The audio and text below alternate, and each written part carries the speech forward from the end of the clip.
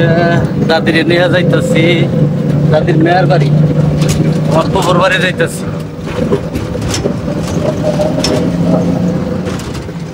রাস্তাঘাট এতটা ভালো না, একদম গ্রামের ভিতরে বাড়ি, তারপরও এখন যাওয়া যায়।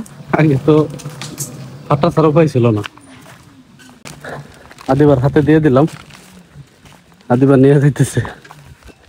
তোর কষ্ট হবে না আমার কাছে যাবো। হ্যাঁ, গ্রামের একটা শান্তি,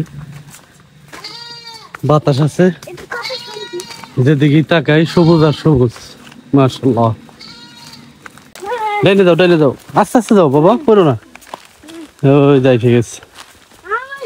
পুকুর বাড়ি, এই পুকুর বাড়ি ছোট্ট সময় কত বেড়াইছি। হ্যাঁ, এটাই পুকুর বাড়ি। কি অবস্থা মন্ডল? ভালোই, আল্লাহ রাখছে ভালো।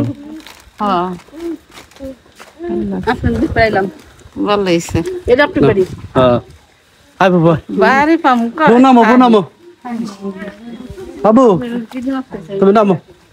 কি খাবো, কি খাও? পুরো দূরে নামো, ওটা জাহিদ নামাবে না, তুমি আগে নামে নাও। আসো আসো বসো, যাও যাও, ভালোবাসা। মন খারাপ করো কে? আল্লাহ কাছে দোয়া করো। হ্যাঁ, মহিত ভাইকে দোয়া আইলাম। যাও ওটা নামা, সব নামা। চিনে না দেখি মহিতকে দোয়া আইলে নাকি? নামা, কান্দে কান্দে আইসে পথ বেড়ে।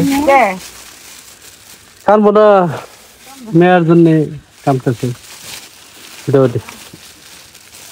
ঠান্ডাটা তো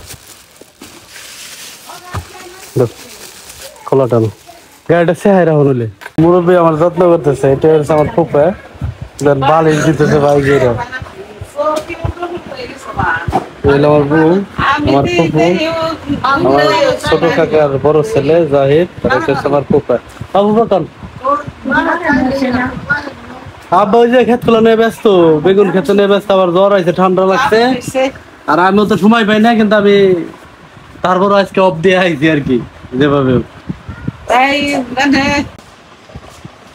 তো যাই হোক, এমন সময়টা কার কার কাটছে কমেন্টে জানাবেন, আর আপনার ব্যক্তিগত মতামত অবশ্যই জানাবেন। আর পুরো নিয়ে এইভাবে পুকুর বাড়ি কে কে বেড়াইছেন কমেন্টে জানাতে পারেন। ভিডিওটি ভালো লাগলে লাইক, কমেন্ট, শেয়ার করে দিন। তো সবাই ভালো থাকুন, সুস্থ থাকুন। আল্লাহ হাফেজ।